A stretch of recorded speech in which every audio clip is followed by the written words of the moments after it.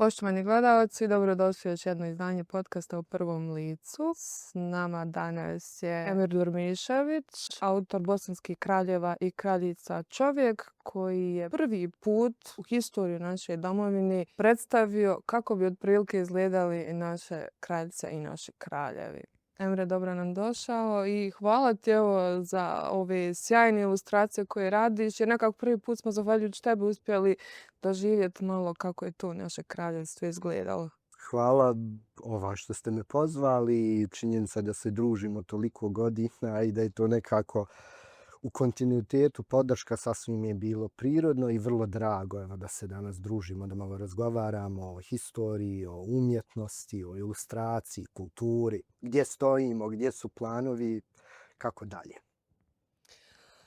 S tobom je neiscrpno razgovarati na ove teme koje si napravio. Ali dobro, evo, potručamo se da to sažmijemo onako, u vremena koliko imamo, a znam da će biti interesantno jer ti si svjetski putnik, sigurno jedan od najvećih istraživača, ne u Bosni i Hercegovini, nego generalno. Ti bukvalno, jel ima muzej koji nije zavirio? Teško, džizdu u šali, znam kazati da sam postao inventar Zemaljskog muzeja, koliko sam puta tamo bio. Eksponat. Eksponat. U suštini, da, jako puno ulažem u taj predprodukcijski dio, da ga tako ozbiljno nazovem. To je period istraživanja. Jako mi je važno da su ilustracije što autentičnije, što je moguće, naravno. Pričat ćemo o tim detaljima i o tom procesu.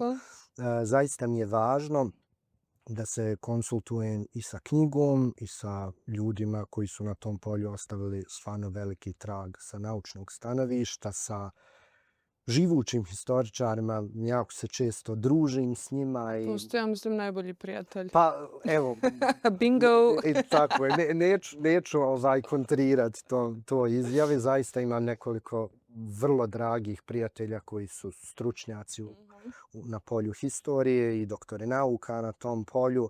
I uvijek je nekako kafa i druženje s njima na tom nekom tonu. Ja govorim i spominjem šta radim ili šta bi radio, a oni daju neke sugestije gdje možda naći dobre reference i tako dalje.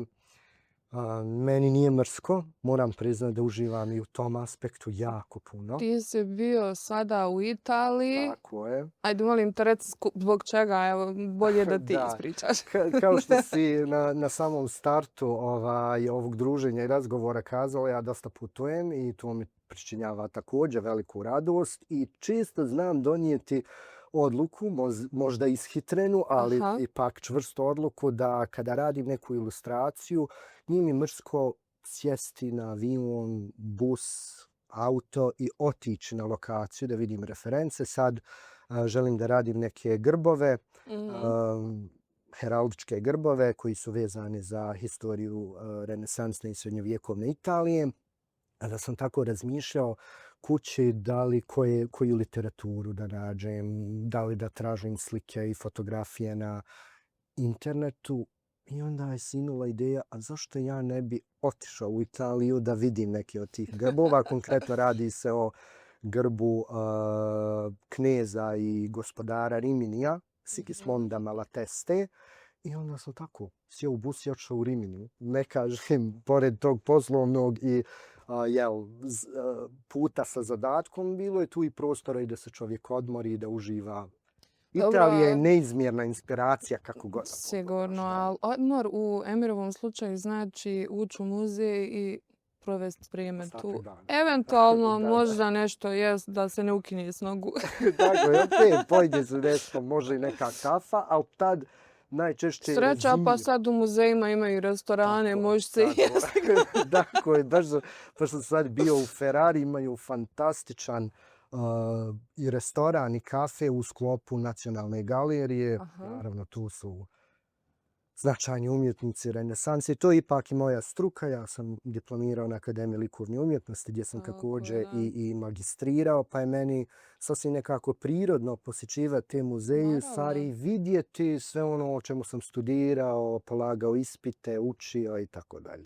Ali evo da ne bude sad da samo stavljam na tebe pik. Mhm. Mene su istjerali iz Egipatskog velikog muzeja. O, zašto? Zato što sam ostala duže od njihovog radnog vremena. Mislim, nisu me istjerali, ali smo me ljubazno molili nekoliko. Da izađete, da. A ja sam bila ono kao dijete razigrano u svim tim eksponatima. Evo samo još ovo da vidim. Moram kazati, Nikad dosta. pratio sam na socijalnim mrežama tvoju posjetu Egipatskom muzeju, evo kao najava neka. Ja idem u septembru ako Bog da u Egipat, to sam već dogovorio. I idem posjetiti baš Grand Egyptian Museum. Bio sam u Egiptu i ranije. Egipat je moja velika ljubav, moram priznati. Toliko velika, jel da sam naučio čitati i pisati hieroglife. Stvarno? Da. Wow. Bilo je onako izazov challenging, ali eto vrlo zanimljivo iskustvo. Naučio si i čitati i pisati da. hieroglif. Doduše specifičan period srednje carstvo. To je kao kod nas u bosanskom jeziku, pa imaju različite etape. Ovo je Čekaj, srednje znaš u carstvo. bosančiću? Znam, naravno. Koliko uopće pisama znaš pisat?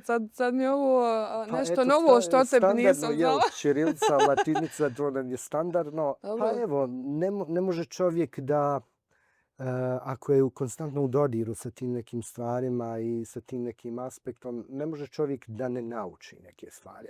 Može, vjeruj, može, ali Ja, ti si jedinstven. Da, meni umjetnost i istorija stvarno predstavljaju izuzetnu inspiraciju. Meni stvarno nije ništa Ajmo mrsko biti na tu realni, to je temu. tebi hrana. Pa je.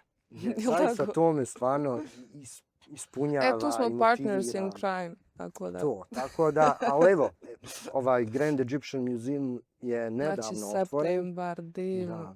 Sve Ja sam dogovoreno, sve srećom imala isplanirano. priliku da vidim među prvima. Među prvih koliko miliona u svijetu, ali eto, jer stvarno u jednom momentu u tom muzeju imaš osjećaj da oko tebe milion ljudi.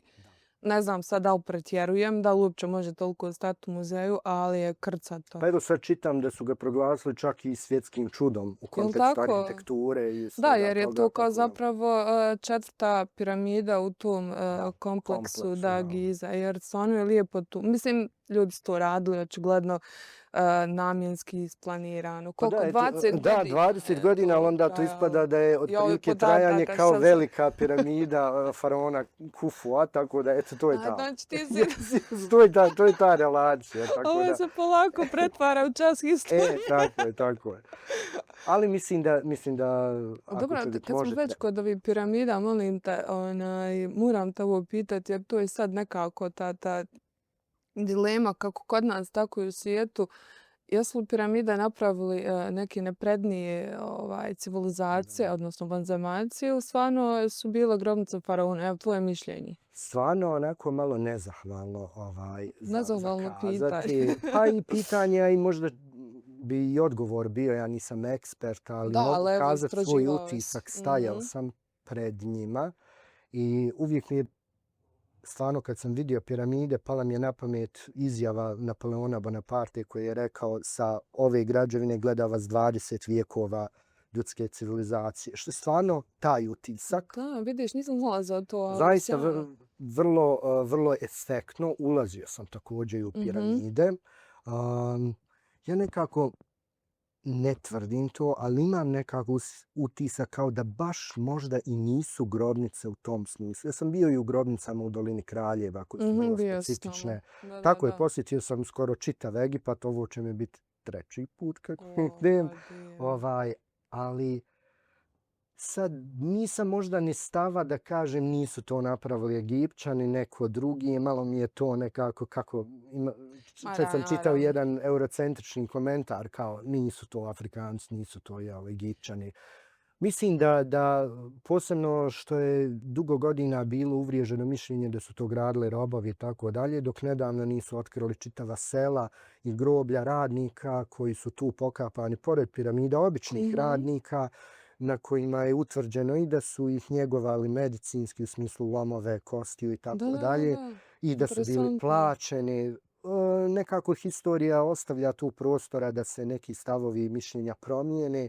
Evo, do neki dan smo mislili, jel tako, da je Sumer prva civilizacija, prvi gradovi Ur, Uruk i Da, tako i dalje. na kraju Dok nismo Gobekli našli Gobekli Tepe. Tepe koji je 9000 godina prije nove. Da, Mislim, eto, totalno mijenja to mi je historiju. na wish list sljedeća. Također, Jel? također, možda i Ajmo, zajedno idemo. Eto, to je to. to bi bilo bi super Eto, otići da. zajedno, jer tamo ja mislim da bi se mi zatvorili u to. Mislim da bi nas lijepo zamolili da izađemo. Ono, molim vas izađite. Ako nas ne bi Ako ne se, ili priveli ne do. Tako da. što valjda neće, nadat ćemo se. Ali evo, mislim, meni lično na tim putovanjima stvarno inspiriše sve to što vidim Da, i što posvjedočim. I onda kad se vratim u Sarajevo u sklopu onoga što i predajem na pedagoškom fakultetu, pokušam studentima prenijeti te utiske, te emocije, ta osjećanja i naravno to ne može da se ne reflektuje i na ono što ja radim, na kreativni aspekt, ilustracije i tako dalje. Naravno, evo ono što, mislim, ne vjerujem da publika ne zna za tvoju knjigu Bosanski kraljevi. Prvenstveno je nastala za djecu, Tako je. mada ja i dalje odgovorno tvrdim da je tu knjiga i za odrasle. Zašto? Zato što po prvi put imamo na jedan, pa hajmo reći, mislim, ilustracija je na šaljiv način, ali ne u onom i negativnom smislu, nego prilagodljivo i djeci, ali i odraslim, jer i nama treba nekako nešto onako malo veselije kako si ti to predstavio. Znači, ne prelazi tu onaj pozitivnu granicu prema negativnom, nego je baš onako jedno lijepo djelo, šareno i sa divnim i ispravnim informacijama. Prije svega, jer ja znam da si ti, kada si pisao taj tekst, da je to bilo u konsultaciji, ne znam sad sa koliko historičara uopće, ali pretpostavljam ispod 20 da nije.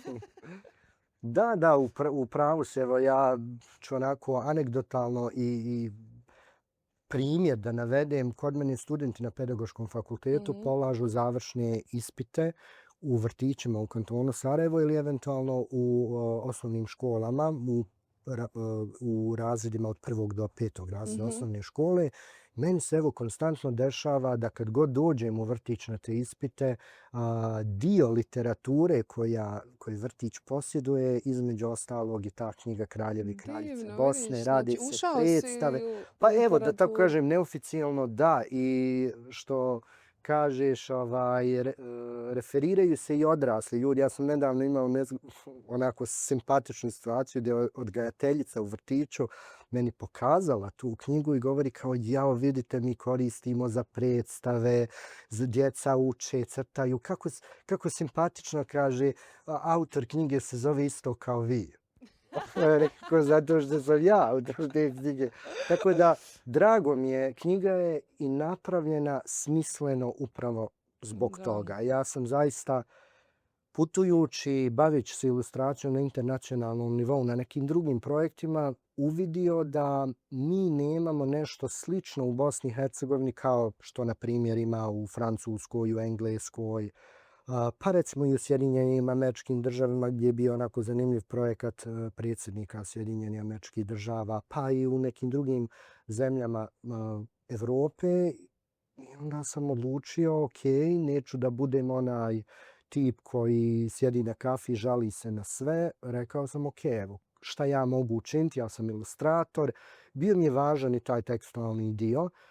Tekst nije opterećujući jer je knjiga ipak namijenjena mlađoj publici, iako je čitaj starija, ali ja sam htio da se tekst svede u smislu da su to osnovne neke informacije, pa ako to bude onaj trigger ili motivacija nekom dječaku i djevojčici da kasnije u svojim poznijim godinama uđe u svijet ilustracije i detaljnije o tome izučava, super. Jer ja sam bio dječak koji je tako gledao učiteljicu iz istorije i upijao sve te informacije, a kasnije, kad sam odrastao i akademski, sam čitao daleko ozbiljniju literaturu, ali nisam htio da, pošto ja nisam historičar po struci, ja sam iz svijeta kreativnog, iz umjetnosti, ilustracije, bilo mi je važno da osvrt na tekst uradi neko čiji rad prvenstveno ja jako cijenim, a onda i kao osobu ga jako cijenim, To je profesor dr. Emir Filipović, s kojim sam kasnije razvio jako prijateljski odnos. On je meni bio i mentor na magistarskom radu koji je nastavio tu Tako je to tematiku. tematika. Tako je Kraljevi Bosni, s tim da, pošto je magistarski rađen na Akademiji likovnih umjetnosti na odsjeku grafičkog dizajna, tema je ostala ista, Kraljevi Bosne i srednjovjekovlje, s tim da je problematika magistarskog rada bila više ilustracija, karakter dizajn i stilizacija vizualnog prikaza. To je ono što si spomenula. Nije isto raditi ilustracije za publiku koja ima 4 godine, koja ima 14 godina, 24 ili 44. Postoje određena pravila, postoje određeni standarde koji se moraju ispoštovati. Ova knjiga prva, Kraljevi i kraljice Bosne, je napravljena stilom i stilizacijom da je prijemčiva djeci, da su ti likovi sa malo naglašenim glavama, anatomijom i tako dalje, da su im bliski vizuelno, ali ne umanjuje to uopšte historijski aspekt njihov. Dakle, krune, elementi, prstenje, ogrtači, dijelovi nošnje, kaiševi, pa i neki segmenti njihovih karaktera kako su prikazani, apsolutno imaju uporište u historiji. Dakle, evo, primjera radi, ilustracija kralja Tvrtka prezentuje kako drži brod. A fakt je historijski da je on naš kralj koji je oformio bosansku mornaricu. Nije ona bila grandiozna, bila su pitanje dva broda, ali je ipak postojala i brodovi su napravljeni u Veniciji, dopremljeni u Bosnu. Tako, te neke elemente sam koristio u dizajnu tih likova, jer mi, nažalost, nemamo sačuvane portrete kraljeva. Tako je, pa baš zato sam i spomenula da si zapravo ti prvi koji je donekle, u suštini nam predstavio. Pokušaj. Pa ne bi ja to nazvala pokušajem, jer mislim da je zapravo jako simpatično. Ok, nije to sada neki kao likovni prikaz, ovo je ilustracija. Tako je. Nije to autentični prikaz, ali autentično je sve što se tiče vezano za taj period kojim su oni pripadali. Ovo što si ti sada spomenuo, od krune preko grtača, prstena, mača. I ono što čini lika, a to je... U suštini si kroz ilustraciju spričao ko je taj kralj bio. Znači, šta je najkarakterističnije za njega. Da tako kažem, htio poentirati, znači meni je lično bio važan taj narativni aspekt ilustracije, da ilustracija kazuje priču koja prati u suštini tekst, popratni tekst koji je, evo, kao što smo kazali, poprilično onako sveden i pojednostavljen i pitak. Da, a je li ti poznato da tvoja zapravo ta knjiga je postala ono kao must have kada želiš nekoga da obraduješ za poklon među odraslom tvojom publikom. Da se bukvalno šeruje i da čak sam doživjela da dobijem 2 puta, a ja sam poklanjala. Biću skroman i kazati da znam. Zaista dobio sam jako puno feedbacka generalno i za knjigu. Ona je doživjela 3. izdanje, to ipak nešto kazuje i govori, tiraže nisu bile mali, oko 2000 i više, tako da je to... Ja sam jako zadovoljan. Pa kako da kažem, prisutan sam na socijalnim mrežama i onda dobiješ feedback od ljudi koji zaista ne znaš i ničim ih nisi zadužio. Ja evo navešću samo 2 onako slikovita primjera. Jedan je pratilac moj na Instagramu koji inače živi u Srbiji, konkretno u Sandžaku, koji mi je poslao fotografiju svog dječaka kako čita knjigu, a ostavio je mobitel pored uz komentar da mi je neko pričao da će se ovo dogoditi, ne bih mu vjerovao, što je meni bilo zaista fantastično. Bravo, Emre. A druga je anegdota onako zanimljiva. U pitanju je mala djevojčica od prijateljice koju su oni tako svako večer čitali jednu biografiju i gledali jednu ilustraciju i otprilike kad tako imaš metodički pristup možeš knjigu pročitati za neki mjesec dana jer je to otprilike 30 nekih tekstova i kaže meni drugarica kao mi ujutro suprug i ona sjede i djevojčica je ustala i govori kao mama, ja nisam više princeza, jer su one Aha, tako tepali. Kaže, mi stali što ok, ćete? ja sam bosanska kraljica. Tako da, eto, to su O, neke stvari divno. koje su stvari potvrdile ono što je moj bio inicijalni naum, a to je da malo na jedan zabavan, drugačiji način pričamo o tematikama usko vezanim za historiju i nasljeđe kulturno Bosne i Hercegovine. I Probuditi malo i taj ponos u ljudima. pa Eto, da, reakcija tije djevojčice je pa ja, zapravo... ja sam saglasan s tim. Da. Jedan dio knjige također prezentuje i značajne tvrđave širom Bosne i Hercegovine koje realno mi možemo otići posjetiti. Ali pitanje je sad koliko smo motivirani, Da, ima koliko ima jako znamo puno. na kraju Zapravo, skoro krajeva. u Da, svakom gradu postoji jedna tako. tvrđava. Pa Barem jedna. sigurno, sigurno. Da. Ok, nisu sve u najboljem stanju, ali hajmo se ne fokusirati na njih, ostaviti prostora da institucije se bave, da se dovedu u neko Tako stanje, je. a fokusirati se na one koje možete posjetiti. Recimo, meni je zaista fantastično iznenađenje tvrđava u Tešnju, Vranduk, Da. Jajce, pa na kraju krajeva i Bobovac. Sve su to tvrđave koje realno možemo posjetiti. Tako Maglaj, je i u Doboj, Blagaju. Blagaj, apsolutno. Tako da čovjek može nekako svoje vrijeme izdvojiti da se odmori i da Da, vidi ima nešto se stvarno i drugačije. šta vidjeti. Posebno Apsolutno. taj Da. srednjovjekovni period Bosne i Hercegovine je jako interesantan. Imali smo i kraljicu, nisu bili sve kraljevi. Jelena Nisu, Gruba tako je, je tako tu bila. Mislim, ona je baš bila vladarca, nije bila kraljica po udaji, nego je bila žena Da, kraljica. doduše nije Žena dugo nešto vladarca, pa pretjerano. dobro, 3 godine. 3 godine, 3 mjeseca sasvim dovoljno. Tako. Pa jedan dan. Da, tako je. Mislim, zaista zanimljive ličnosti.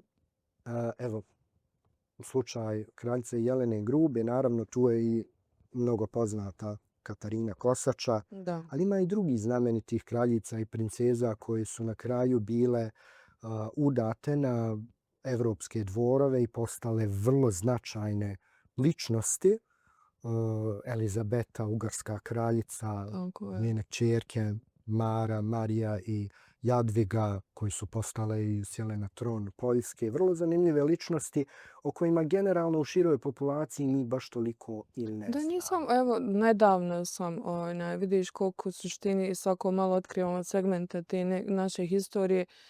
Sad ne znam je li Mara ili Jadviga, ali u Poljskoj njoj su napravili spomenik koji dan danas postoji i svake godine imaju dan kada se nje sjećaju. U suštini upamćena je kao, pa hajmo reći, kao Majka Tereza, mislim, Pa ako je veliki uopće možemo dobrotvor jel u tako, dobrotvoru tako je, u tom smislu smislu, da. akademskog, kako da kažem, akademska mecena, dakle, Da. povezana s univerzitetom, Da, obrazovanjem, bila je promocijom zaštitnica onih, obrazovanja. koji nemaju, eto tako je Tako je. to predstavljeno. Što mi je ovo Da. lijepo da je jedna bosanska princeza, kraljica Poljske je zapravo ponijela ono što ja mislim da je najljepše Tako je. iz naše domovine, jer dobri Bošnjani su Da. prisutni i danas, iako se danas tako ne zovemo, ali to nećemo ulaziti. Da. Ti si napravio prvo te ilustracije, si onako zatvorio u korce knjige. Međutim, kad je nešto dobro, to mora da izađe u javni Da. prostor. I onda je nastala sjajna izložba o tim bosanskim kraljevima i kraljici. Prva prezentacija je bila na Akademiji likovnih umjetnosti u Sarajevu jer je bio odbrana magistarskog rada. Tako je, u suštini svečana odbrana magistarskog Tako je, rada. ali tu nije Naravno. stala priča. Izložba Da. je imala još i svojih predstavljanja. U suštini, kada su ilustracije atraktivne, kad je tematika zanimljiva, vrlo brzo te izložbe i generalno ilustracije i projekte na kojima radim, ja to često kažem, dobiju taj svoj neki izložbeni život. Svečana odbrana magistarskog rada, dakle, kada su prezentirane po prvi put u javnosti ilustracije, realizirana je nekad u oktobru prošle godine. Ja sam naravno morao završiti taj akademski moment, sve obaveze koje se tiču toga. Međutim, već početkom godine izložba je bila otvorena u Srednjoj školi primijenjenih umjetnosti u Sarajevu, s kojom imam stvarno dugogodišnju saradnju i sa direktorcom Elmom koju stvarno i podrška i razumijevanje i na svakom nivou. Nakon toga je izložba prezentirana u Travniku u sklopu ovaj put i naučne konferencije, historijske naučne konferencije koja se zvala Kraljeva zemlja, gdje su stvarno internacionalni historičari došli da govore o svojoj struci. Evo ja sam prezentirao kako to o čemu oni govore, što istražuju na jednom akademskom nivou, kako tu tematiku u stvari metodološki i pedagoški prezentovati mlađoj publici. A ne možemo mi baš očekivati da djeca čitaju tomove od 600-700 strana. Da, manje od odraslih. Pa, ali evo, od djece svakako i onda mora, ne mora ništa, ali trebalo bi se iznaći možda najbolji način kako bilo koju tematiku prezentovati djecu. To je ono čime se ja iskreno i bavim na polju ilustracije i čime želim da se bavim, ako Bog da, i u narednom periodu u akademskom smislu i na doktoratu. I to je nešto o čemu već sada ozbiljno razmišljam. Koja je tema za doktorat? Nisam je još definisao, ali svakako će biti ilustracija kao didaktičko sredstvo u procesu obrazovanja, jer je ipak vizuelni taj impuls sada jako važan i njegov značaj još i više raste. Zapravo je imperativ, jel? Pa slažem se. Ja sam isto tog stava i mislim da je to na prvu dobar trigger da se pokrene diskusija o nekoj temi, a onda da se lagano kroz te ilustracije, vizualizaciju i generalno estetski taj vizuelni moment i djeca i studenti i odgajatelji, učitelji uvuku u priču detaljnije, dublje, da uđu, da traže reference u literaturi i tako dalje. Jer ja uvijek kažem, moj izbor teme je bio Kraljevi i kraljice Bosne, zato što to niko do sada nije radio kod nas. Da, ušao si u Minsko polje, što bi se rekla. Da, ali moram priznati, nisam puno razdradio i sve okej. Nisi uopće, zapravo, samo su pozitivne kritike. Pa moram priznati da jest. Stvarno, reakcije su, zato što su ilustracije zaista krajnje apolitične. Ne želim da ulazim u taj domen, ja samo želim da se ljudi informišu o tom jednom aspektu. Na isti princip, na isti način se može pristupiti, na primjer, znameniti književnici, književnice, značajne umjetnice, ne znam, evo istraživači. Ja sad trenutno sa profesoricom doktoricom Majom Žmukić na likovnoj radionici koji je izborni predmet na Pedagoškom fakultetu radimo jednu verziju PDF digitalne slikovnice značajne umjetnice kroz historiju umjetnosti. Jer svi čitamo o umjetnicima, jel taj neki muška strana historije umjetnosti. Evo, ja sam mojim studenticama kazao, ok, pričamo o 21. stoljeću, pričamo o emancipaciji, osnaživanju žena. Koliko vi znate umjetnica kroz historiju umjetnosti? Ja znam, ali ispravim ako griješi, da je začetnik tog nekog građanskog slikarstva Faginović koji je slikavao zapravo zidove džamija. Da. Jesam li u pravu? Zanimljivo, jest. Zanimljivo, da. Ali evo, sama sebi. Da, s druge strane, studentice su... A koja je su... žena prva bila? Ima ih jako zanimljivih. Krenuli smo Nica Todorović pa da, ali to su... zapravo učestvovala u snivanju akademije. Tako je, ali to je već savremeno doba. Ja sam htio da oni uđu malo dublje, znači da vide u renesansi, da li su čuli za Gentileschi umjetnicu, na primjer, onda znameniti... Prvi put. Da, Hildegard, koja je poznata minijaturistica iz romanike iz 11. stoljeća. Evo, studentice su prihvatile zadatak, prihvatile challenge. Evo, danas sam čak i preuzeo neke finalne i gotove radove. Bilo je situacija komentara konkretno za ilustracije Kraljeva Bosne, gdje je bilo ono, pa dobro, ali kako znaš da je kruna izgledala tako, jer nije sačuvana kruna. Ok, nije sačuvana kruna, ali mi imamo novčiće srednjovjekovnih bosanskih kraljeva na kojima ima heraldički prikaz krune. To je referenca. Niko ni ne tvrdi da je kruna apsolutno takva, ali to je ipak referenca. Nije vikinška kaciga sa rogovima. Da. Da imamo ili ne znam ni ja kruna sa perjem američkih domorodaca. Znači nije tolika fula. Sad da li je pitanje da li je tu bilo možda više rubina i bisera ili manje, ja lično smatram da i nije to zadatak ilustratora. To je zadatak historičara da ulaze dublje. Dobro, s obzirom da je Bosna u to vrijeme imala baš da je bila bogata rudama, ja vjerujem da je to bio pravi kićaraj. Pa evo, uzevši obzir da je zabilježeno... Mislim, pod znacima navodnika. Da, ali evo zabilježeno je da je početkom 15. stoljeća određena svita bosanskih vitezova sa bosanskim kraljem posjetila turnir u Budimu u Mađarskoj i gdje su ostavili utisak na tamošnje kroničare koji su pisali o tome kako su bosanski vitezovi naočiti, visoki, ukrašeni. Eto, vidiš. Mi na kraju krajeva znači, imamo... nije se štedlo. Pa nije se štedlo. Ja mislim da je taj PR vizuelni vrlo važan. Ali evo, čisto se potkrade komentar vezano za oklope koji su iz tog perioda i tako dalje. Ali mi imamo Hrvojev misal, poznati rukopis srednjovjekovni, na kojem je prikazan puni grb Hrvoja Vukčića, knjeza Ključa. I odmah na drugoj stranici, dakle na tom dvolistu, pored njegovog punog grba koji prati sve standarde i estetiku tadašnjih evropskih grbova. Dakle, ni po čemu nije manje estetski vrijedan. Posebna je, da kažem, referenca prema grbovima, sličnim grbovima u Mađarskoj i Italiji.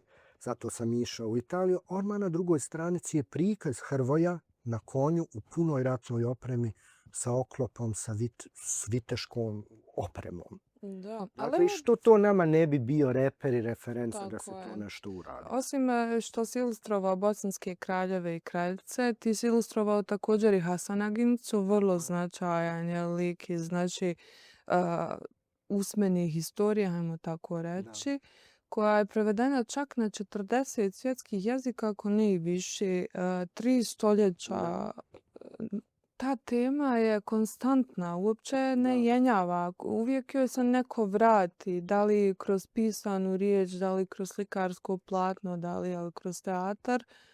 Ali ti si također se okušao i to ispalo sjajno. Ti si radio tako ilustracije za knjigu. Tako je. Pa evo da se ne stekne dojam da se isključivo bavim srednjovjekovnom historijom i tematikom. Mislim, ja se 20 godina bavim ilustracijom zajedno sa mojim bratom blizancem Edinom Drmiševićem.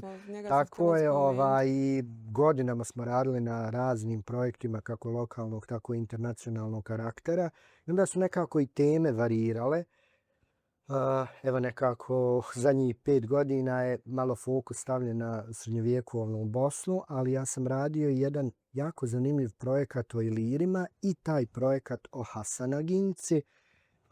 Oba projekta su tražila također taj istraživački dio gdje je, pored kreativnog osmišljavanja i realizacije ilustracija, opet se podrazumijeva taj istraživački dio, razgovor sa historičarima, razgovor sa etnografima, koja je nošnja prikladna, koji je to kraj, gdje se radnja dešava. Pa onda na kraju krajeva imate vi opciju odlaska u muzeje, istraživanja nošnji, razgovora sa etnografima koji vam šalju neke fotografije, pa onda imate opciju da odete, to je Livanjski kraj, zapadna Bosna, istražujete arhitekturu, to su kamene građevine. Stvarno je bio izazov, upravo zato što, kao što kažeš, Hasanaginca je neiscrpna tema od predstava do filmova. Projekat je realiziran početkom prošle godine i imao je sada izložbu ilustracija u sklopu Mostarskog ljeta. Tako je dan Mostarsko ljeto, festival.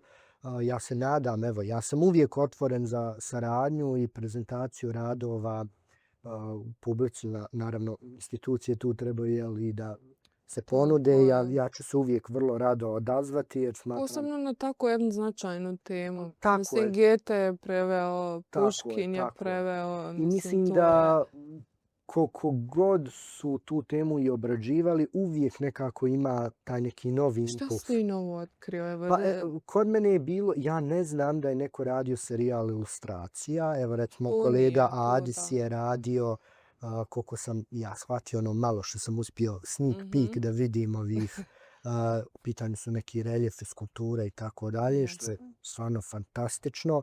Evo, ja sam pokušao to kroz ilustraciju provući, ja se bavim digitalnom ilustracijom pa da vidimo kako to Mhm. izgleda. Evo, reakcije publike u Mostaru su stvarno bile krajnje pozitivne i ja sam stvarno zadovoljan postignutim, ali bih također izdvojio i ovaj projekat o Ilirima. Sam to ću te Da, pitam, taj projekat mi je posebno nešto drag, zato što je to tema koja je baš iz dubine historije i nekako je podatna i za ta neka mitološke interpretacije. Meni je to bio također izazov. To je bila saradnja sa profesorcom Amrom Šačić-Beća i sa Medinom Mhm. Mesihovićem koji su radili na Jedin Veletovac, profesor, to su uvaženi profesori sa Filozofskog fakulteta, socijeka za historiju. I bilo je jako zanimljivo interpretirati prikaze ilirskih ratnika, određenih plemena koja su naseljavala područje današnjih zemalja bivše Jugoslavije od ne znam, Japoda gore u Krajini, Da. Autarijata, ne znam, ni Adesidijata, pa i poznati Baton koji je digao ustanak protiv Rimskog carstva. Ja uvijek kažem privilegovan sam i počašćen činjenicom da imam priliku zaista da radim ono što neizmjerno volim i uvijek kažem da je to stvarno privilegija u životu kad vam neko kaže šta voliš da radiš, mogu ja da te platim za to.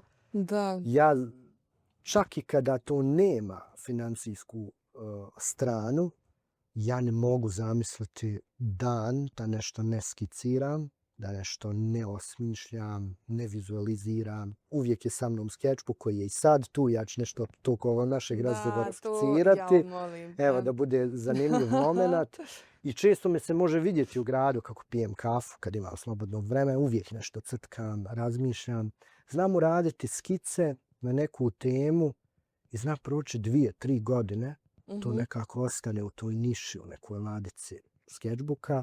I onda se tome vratim naknadno sa novim nekim impulsom da to, evo, da se konkretizuje, evo, ako mogu to tako kazati. Znaš što mi se sviđa još što sam primijetila da je, ajmo reći, kao neki level up tvoje umjetnosti, da si počeo praktikovati da na svoja djela stavljaš pečat, Da. žigove kako se to radilo u srednjem vijeku u stvari i proces je poprilično zahtjevan, tu su topi, tu treba Tako nešto brzo Pečat reagovati je- da bi... Pa evo, ja sam i dizajnirao pečat, htio Da. sam da bude unikatno u tom nekom smislu. Pa evo, to je sve dio tog sad malo grafički dizajn aspekta mog Ali obrazovanja. jako lijepo Moramo- izgleda, baš je Hvala, fantastičan. drago. To je kao potpis umjetnika, u suštini je taj U kao suštini je pečat. nekakav, pa, pečat originalnosti. Da, tako Da. kažem, I ja možda, da. stvarno, meni je baš super. Eto, Hvala puno. sad nova serija od tvojih dijela, pretpostavljam da će biti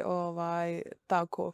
Pa evo, magistarski je završen i ja moram malo sačekati što se tiče Mhm. konkretizacije tog projekta, jer moram uzeti u obzir činjenicu da akademski rast i taj nekako proces podrazumijeva određene korake, onda se stvari ne mogu raditi brže nego što to treba. Mhm.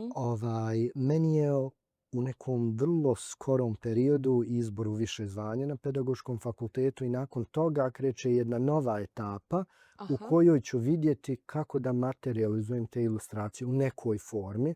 Vidjet ćemo kako će to izgledati. Sa nekim prijateljima sam već sjedio na kafi, razgovarali smo, stavljali na stol neke ideje, pa se nadam da će to dobiti nekakvu konkretnu formu, ali da uvijek nešto se kuha, analizira i priprema. To znam, dragi Emire, ja Da, koliko se godina znamo, uživam pratiti tebe na društvenim mrežama, jer ajde što si posvećan u svojim djelima, ok, profesionalac si naravno, ne želiš da ideš ispod svog nivoa, Ali ti taj nivo držiš i zapravo i na društvenim mrežama gdje ti svako svoje putovanje tako lijepo predstaviš, tako lijepo nama objasniš gdje, šta.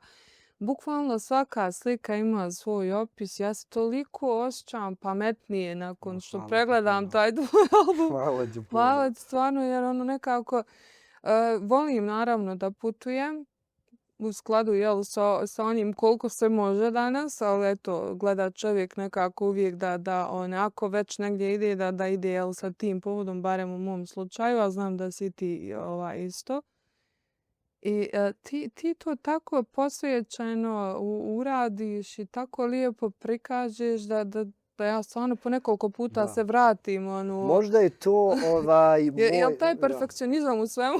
Pa jeste, ali Jel da? možda je taj moment gdje, eto, uključim i te neke informacije, da ta slika dobije kontekst, da bude neki motivator, eventualno ako neko ode na iste lokacije, šta da gleda. Evo, ja ću navesti primjer baš mog prijatelja Emira Filipovića koji mi je skrenuo pažnju u građevini koja se zove Tempio Malatestiano. To je inače hram Aha. u kojem je sahranjen Sigismondo Malatesta.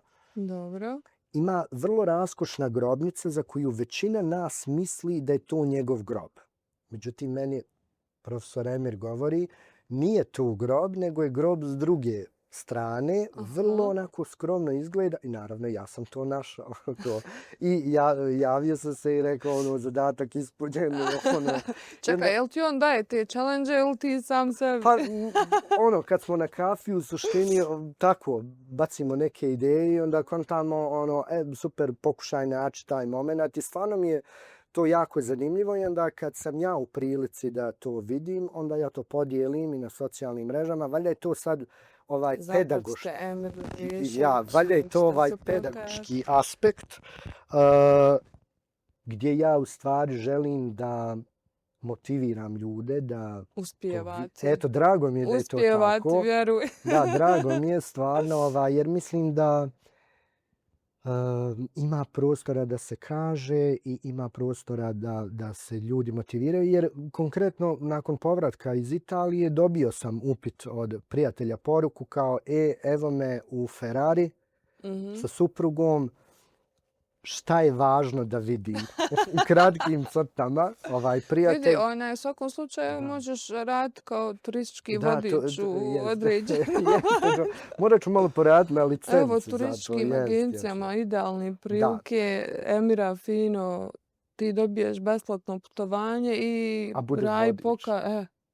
Mislim, meni zaista nije mrsko, evo, i kad tako putujem, nekako ljudi, kad su u busu zajedno, kad su u avionu zajedno i tako dalje, vrlo se brzo sprijatelje i nekako uspostavi se kontakt. Tako je bilo i sad i ranije. Ja sjećam kad sam bio u Egiptu prije 1.5, možda čak i 2, vrlo brzo su saputnici moji shvatili da ja o tome znam jako puno i onda su se lagano odmicali od lokalnog vodiča i primicali meni, gdje je bilo komentar izvini, mi smo skontali da ti o tome znaš, možemo mi s tobom. Znaš malo više od ovoga. Meni generalno ne smeta, jer ja kad idem na putovanje zaista ne bolujem od toga da vidim sve, nego idem sa konkretnim ciljem i ako mi je, ne znam. Ako još nešto usput, super. Apsolutno. Evo recimo slikovitosti radi, kada bi išao u Louvre,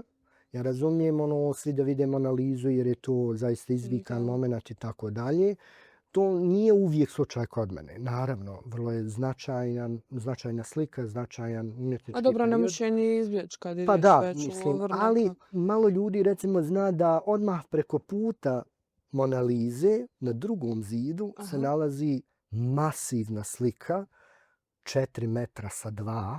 Ne možete da je ne vidite, ali čisto imane fotke iz muzeja niko ne gleda u tu sliku. To je Jacques-Louis David, neoklasicistički umjetnik s početka 19. stoljeća kojeg ja jako cijenim i volim njegov rad. Ja bi prije to pogledao. I onda ja sebi napravim nekakav plan. Imam zaista odličnu ekipu s kojom putujem ovdje u Sarajevu, koju sad srdačno pozdravljam. Također to je odlična ekipa kad je bila pandemija i kad su bile zatvorene granice i kad smo dobili onaj jedan period koji možemo kretati unutar granica države, tad smo mi shvatili koliko ne znamo o BiH i odlučili da proputujemo BiH gdje možemo. I onda kad se otvorile granice, mi smo shvatili da smo vrlo kompatibilni, da svi jedni drugima odgovaramo. I evo do dana današnjeg samo smo pomjerili granice izvan granica Bosne i Hercegovine. Tako da, eto. Divno. Kad već želiš da radiš ilustraciju, jel može, evo, želja, ilustrativna želja? Može. Tvrtko prvi Kotromać, ipak je najveći. Može, skicirat ćemo ga na super. Meni je fascinantno da ti te ilustracije radiš u jednom sam, mislim, čak štopala, trebalo ti otprilike 2 minute i nešto ili 3.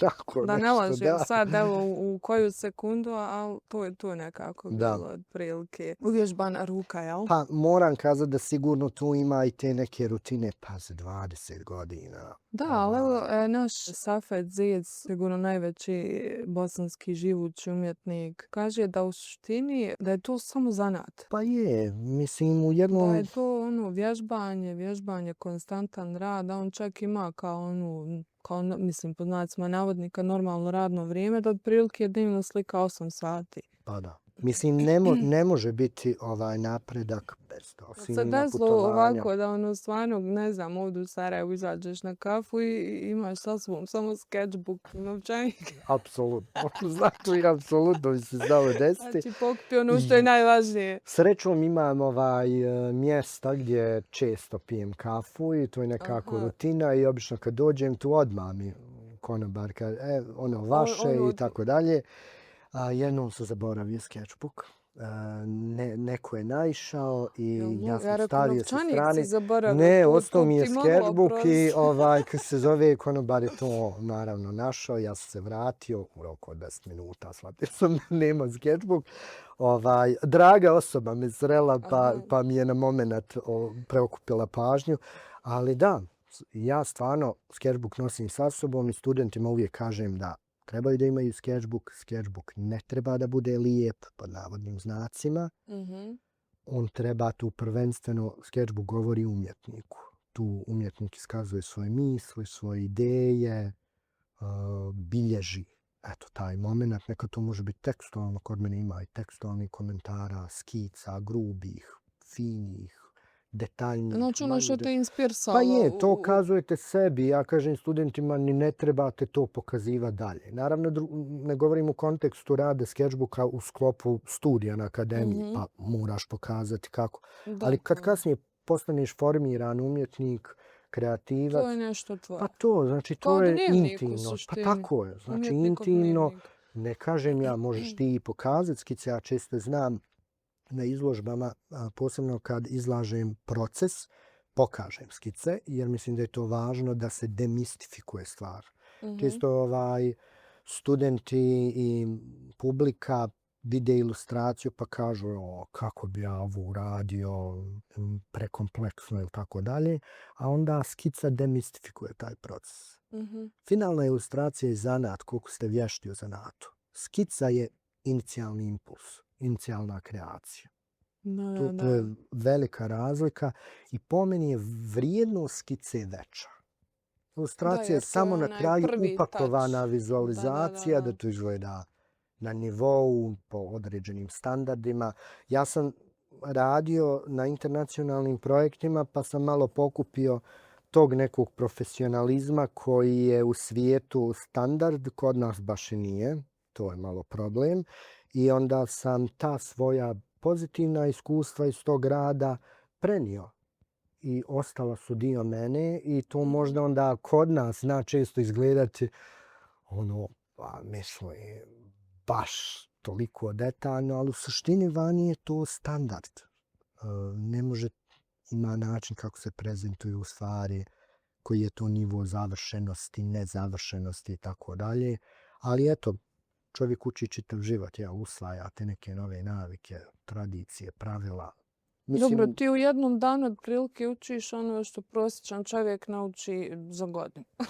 Ja, može se tako kazati. Najmanje.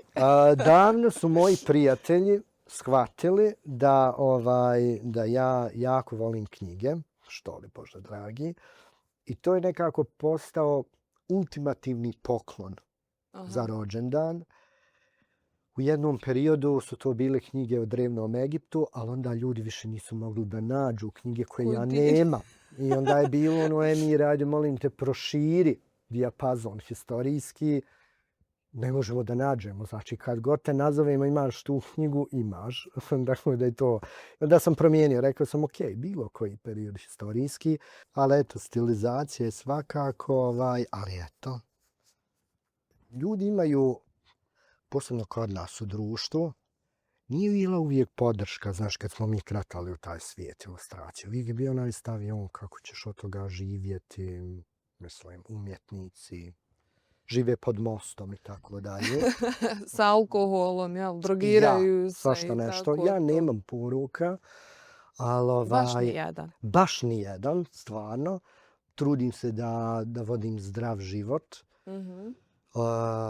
Međutim, mi smo istrajali u svom naumu da upišemo srednju školu primijenjenih umjetnosti. Imali smo bezuslovnu podršku roditelja, oca i majke. Ti i brat blizanac. Jeste, i jako to je... ličite. Da, oni su onako skromni, ali divni ljudi i mislim da su imali najbolji savjet koji bi ja uvijek dao, a to je radi ono što će te činiti sretnim i što ima smisla da radiš čitav život. I onda kad smo mi bili u fazi, poslije osnovne škole biraš, upis srednje škole, pa kalkulišeš, jel to pravni fakultet, jer ćeš biti advokat, jel to medicina, pa ćeš biti doktor, jel tu ima novca, posao i tako dalje. Nas dvojica insistiramo da, jer mi smo druge godine crtali, mi insistiramo da to bude umjetnička Od škola. druge godine ste crtali. Da, tako su nam Dok skrenuli mi dođe pažnju. informacija Da, do tako su nam mozga. kazali, že smo bili mali, baš mali. Za tadašnje standarde djeci smo crtali malo izvan ti neki normi. Mislim, ako Nama sam je- znala liniju povuć, nisam da. pitala, ali pretpostavljam da Ja nemam taj crtež i to mi je baš žao, nije sačuvan. divno. Je Mnogo li godina. neko u porodici umjetnik ili je to jednostavno Pa u Bogom ovom dato? smislu baš i ne, ali recimo mama je radila, tkala je čilime na tradicionalan način i ja mislim da je to možda ta neka Pa klica to je potka. čista umjetnost. Jest, evo. To je čista umjetnost. I mi smo nekako upisali tu umjetničku školu, završili je. Edin me za par bodova pobjedio kao učenik generacije, bravo. Onda je upisali Akademiju likovne Čekaj, umjetnosti. stani malo, on je bio učenik generacija, ti Tako puno je. škole, jel? Tako je, a onda smo upisali Akademiju likovne umjetnosti, pa sam ja postao zlatna značka, a on za 2 boda. Jel, znači vratio smo. Sustigli smo se. Ali završili smo i akademiju i u tom nekom periodu, već po završetku srednje škole primijenjene umjetnosti, a mi smo zaista završili odsjek koji se tad zvao, možda više nije to pravilo, ali tad je bio grafički dizajn, oprema, ilustracija knjige. Baš usmjereno ovo što radimo danas. Već nakon 4. razreda, pred upis na Akademiju likovne umjetnosti kreću prvi angažmane, gdje vas klijent zove da radite ilustracije i od tada, to je bilo neka 2004. godine, do dana današnjeg to nikada nije stalo. Vi sarađujete i sa strancima. Tako je, nekad u periodu studija otvaramo se prema inostranom tržištu, jer jednostavno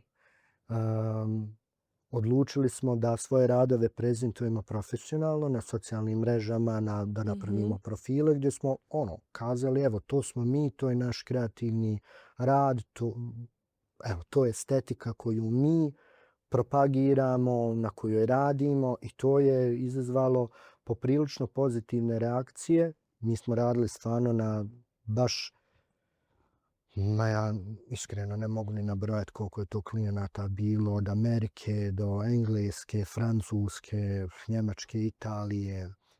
Stvarno zanimljivi projekti od fantasy arta koji se bavi tematikom orkova, goblina, vila i tako dalje, do historijskih projekata.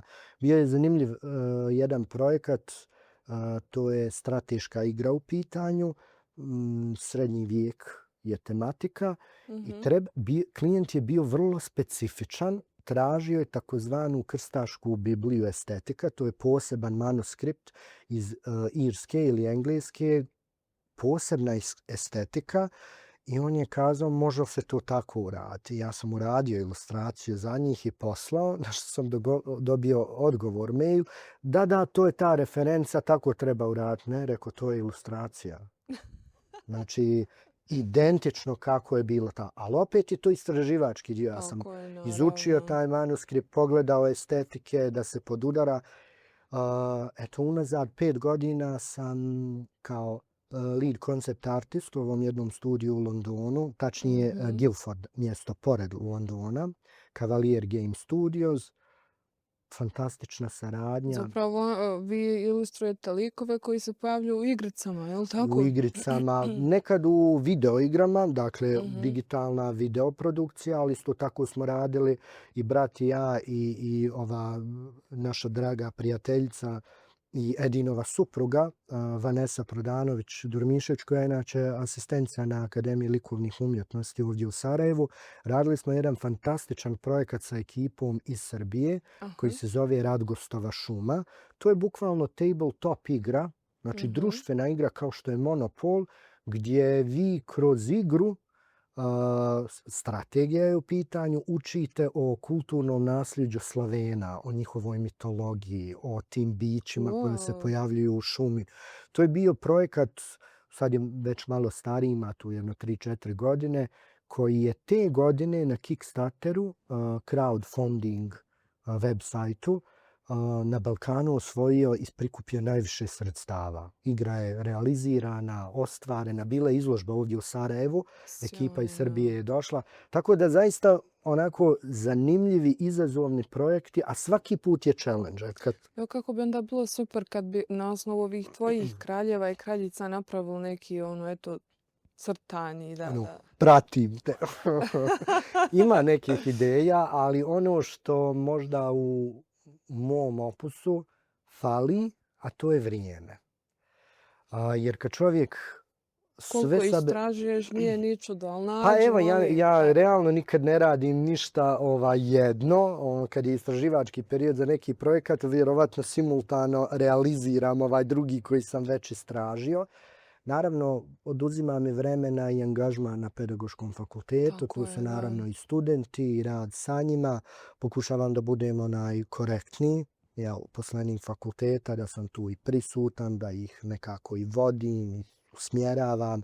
Velika je to odgovornost i čast, znanje koje čovjek stekne, prenijeti njima, jer uvijek kažem, ja sam bio nekad gdje su oni sada u klupama. Blago nama imat ćemo studente super obrazovane. A eto, ja se nadam, pokušavam da ih oslobodim u smislu da prošire svoje vidike, da je stepen nekog opšteg obrazovanja malo širi, da imaju stav, da imaju mišljenje, da ga iznesu.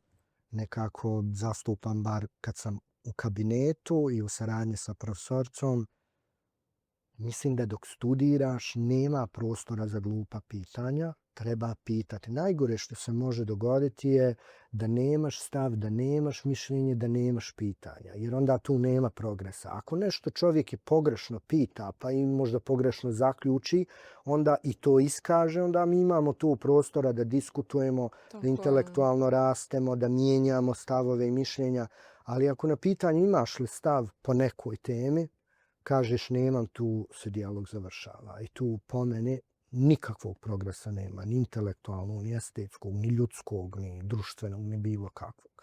Eto to pokušavam da kod njih promijenim. A sad, naći ću ja vremena, tako da... Molim te, ja ću gledat. Okej.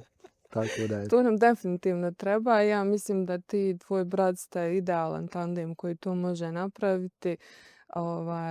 Interesantno je da si ti više eksponiraniji u javnosti nego on, jer Edi ne voli medije, ne voli biti prisutan. Ne, čak naprotiv, on te srdačno pozdravio. Hvala. On je Trebao je biti gost s tobom, tako je, međutim spriječen je. Nekako smo čak se strateški podijelili, ja živim u starom dijelu grada, on živi u novom dijelu grada. Puno je obaveza, puno je projekata, ono što je meni lično nezamjenjivo u saradnji sa njim, iako smo mi individualni umjetnici, imamo svoje zasebne projekte gdje se ne srećemo, kada radimo zajedno, valjda zato što je to taj impuls blizanaca, jako se jednostavno i lako razumijemo. Nekad nisu uopće potrebne riječi na sastancima, samo ako se pogledamo, znamo mi je li to ok ili nije ok, ili idemo dalje ili ne idemo dalje.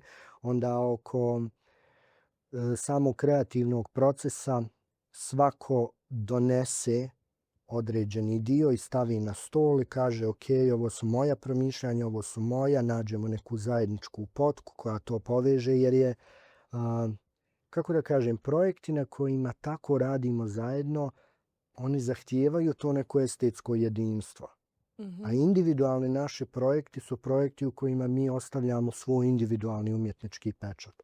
I teško je naći danas ljude s kojima možeš tako, funkcionisati. Uvijek je tu, posebno među umjetnicima, clash, ega, ne, ovako ćemo. E sad, vjerovatno je nama priroda išla na ruku, pa smo kao blizanci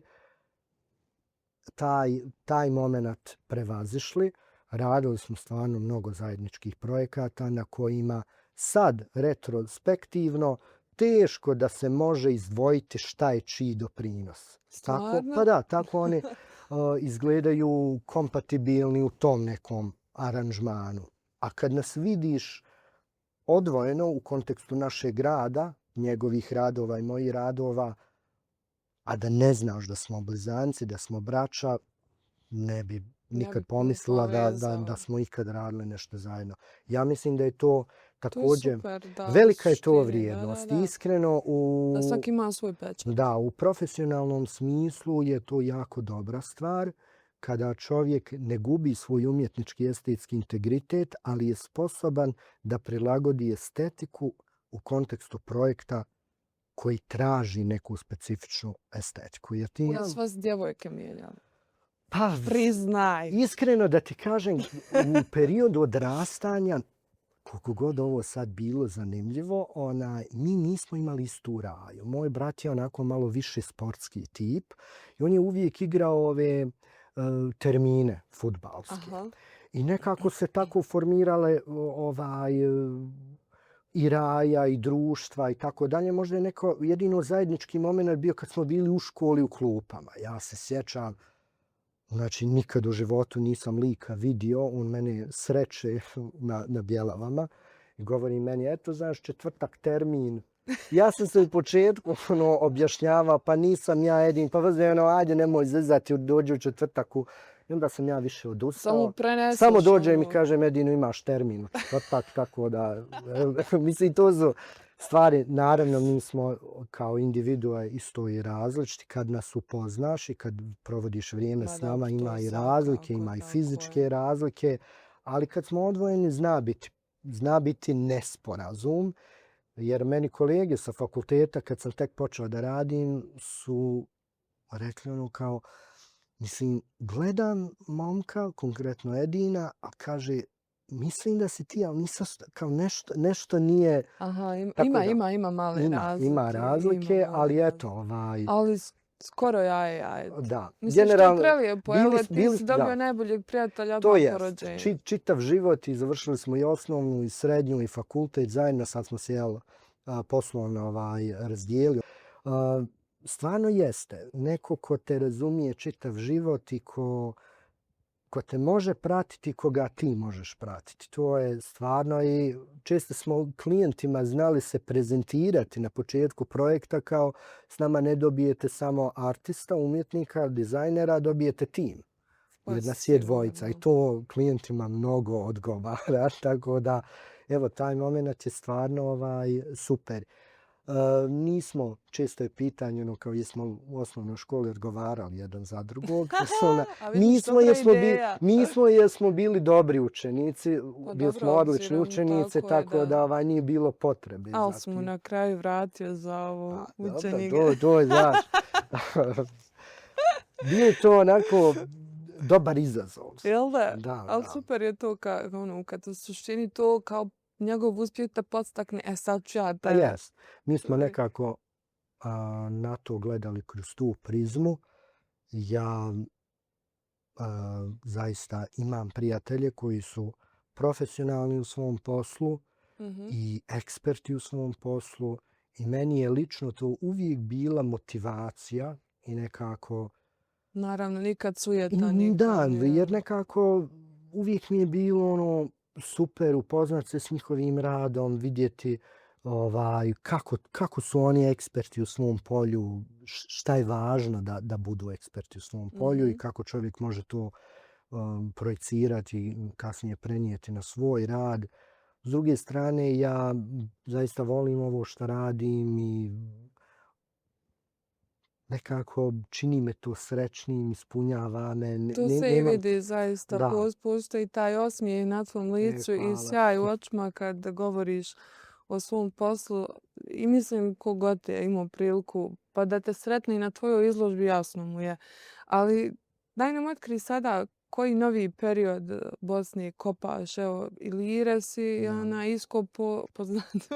Jesu, ja da, možda tako kažem. Kraljeve, srednjovjekovna Bosna, možda jesu dvorce? Dvorce jesu ono kao Djelomično. Da, aha. djelomično.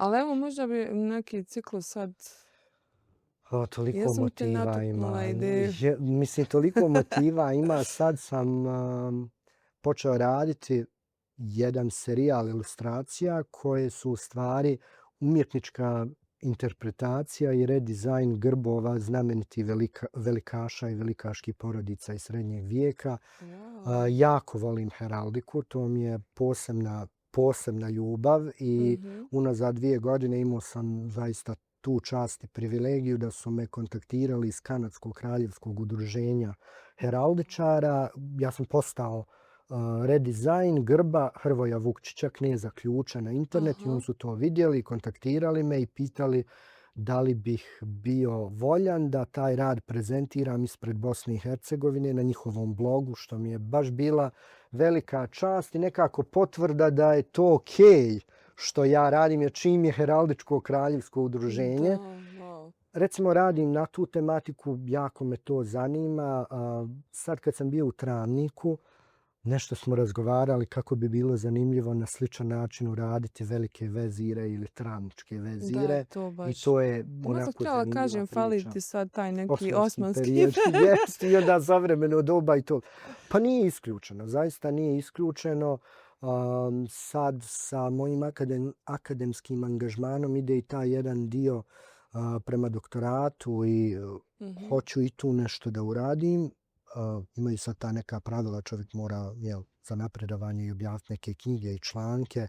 Pa malo pišem i o tome. Sad sam u subotu bio na naučnoj konferenciji gdje sam govorio o ilustraciji, pa se možda malo i usmjeravam u taj akademski pisani aspekt teoretisanja onome što radim. Evo da tako kažem, da i napišem to nešto što bi možda sutra moglo poslužiti studentima na grafičkom dizajnu, kao evo, ne nekakav strogi urnek kako se radi, nego moj princip, moj pristup, ovako ja radim, koliko je to primjenjivo vama u vašem dizajnu. Pa super, sigurno će neko upravo u tako. tome prepoznati. Pa naravno, evo ja pratim svjetske ilustratore čiji je rad blizak, ali isto tako imam i umjetnike ilustratore čiji rad cijenim i poštujem, ali nije to estetika, nije to nešto blisko meni, ali to ne znači i ne umanjuje njihovu vrijednost, nego to samo definiše moje preference. I oni svi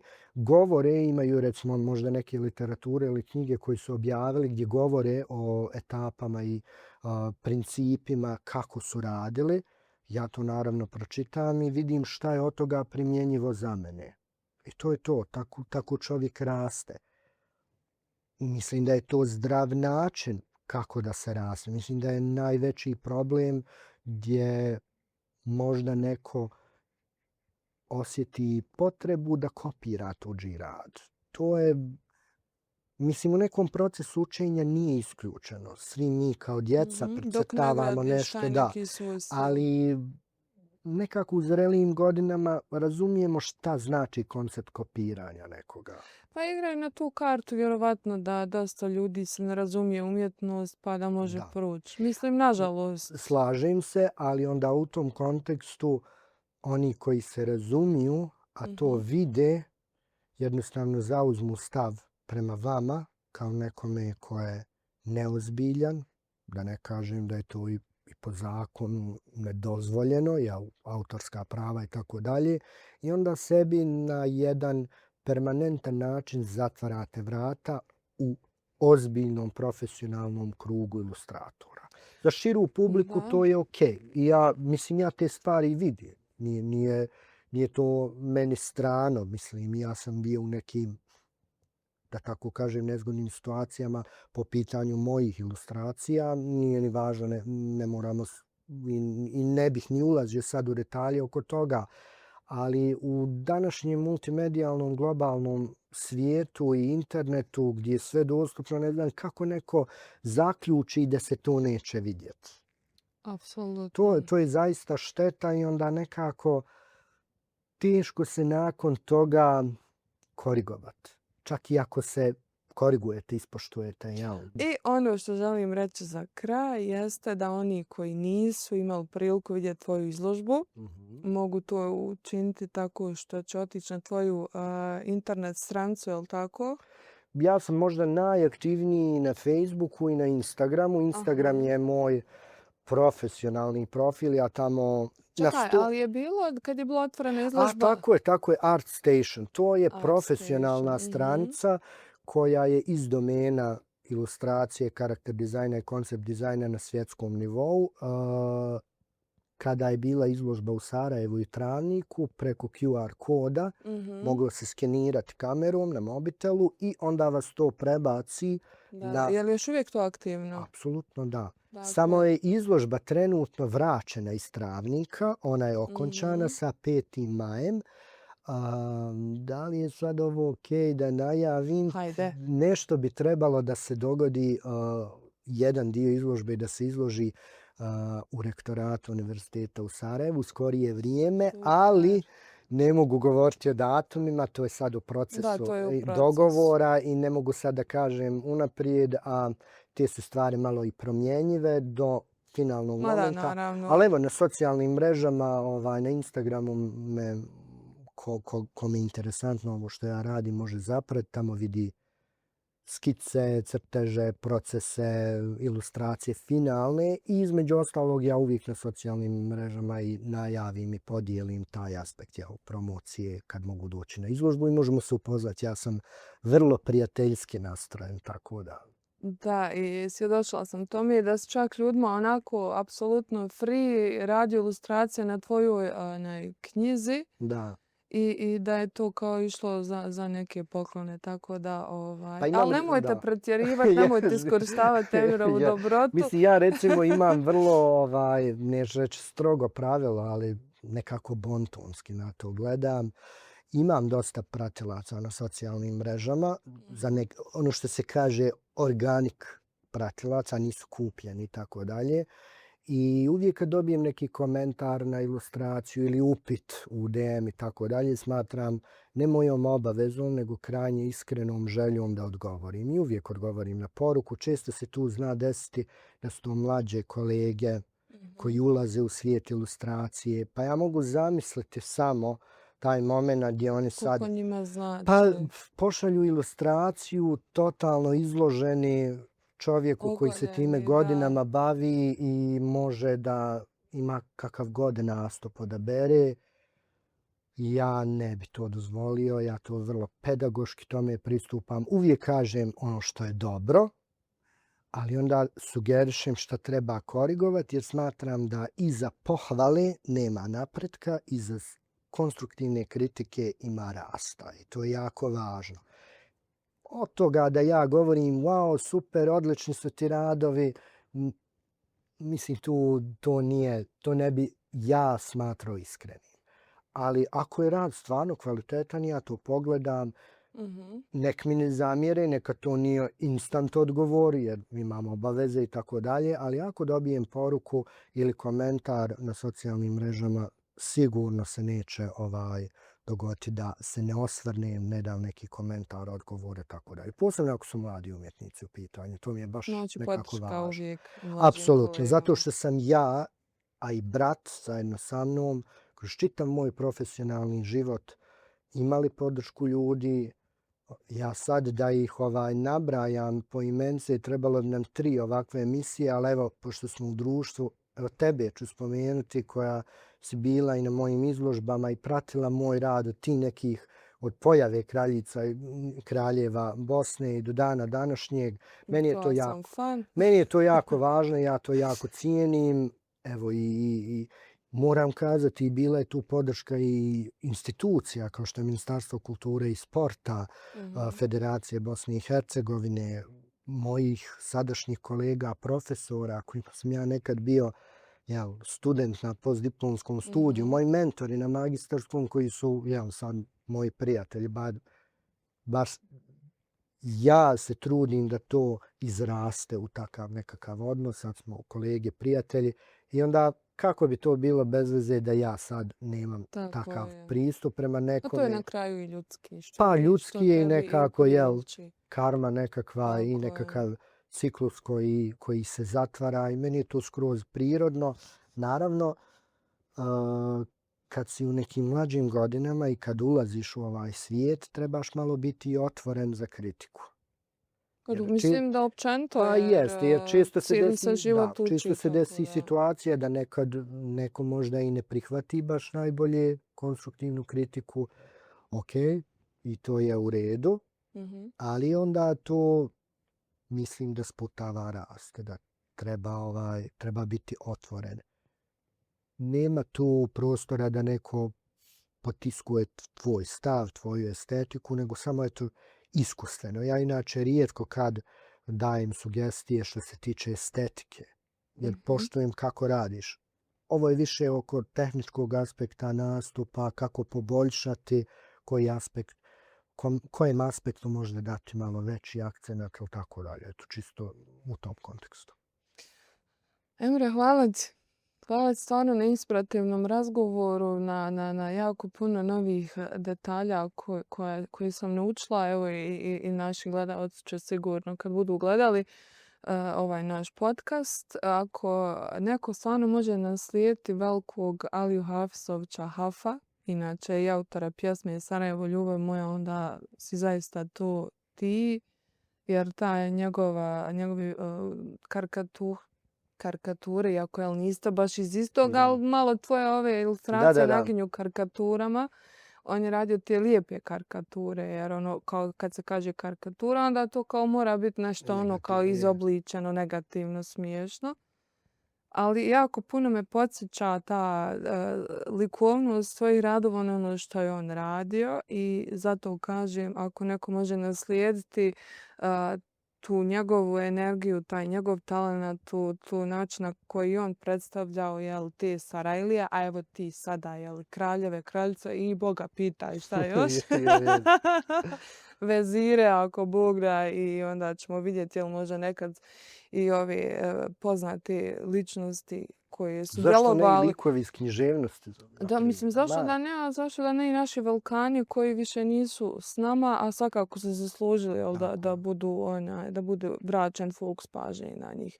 Hvala ti od srca. Želim ti još mnogo uspjeha u tvom radu. Znam da će to biti sjajno jer nekako sve što ti radiš, vjerovatno zbog tako profesionalnog pristupa, to i bude na kraju sjajno. Neka ostane tako. Hvala ti što nas činiš ponosnim. Nastavi, molim te. Nismo te platili za to, ali hvala ti.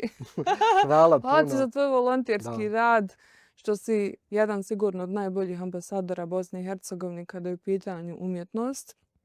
Ako ćemo gledati ovu ljudsku stranu i tu bi to mogla istaći. A vama, poštovani gledalci, preporučujem da zapratite Emira prvenstveno i na Instagramu, ali svakako i na Facebooku i da uživate u njegovim ilustracijama, ali i da putujete zajedno s njim, jer ta količina znanja i predanosti i detalja koje ćete naći, vjerujte mi, ni u jednoj enciklopediji svjetskoj nećete naći. Svako dobro. Hvala.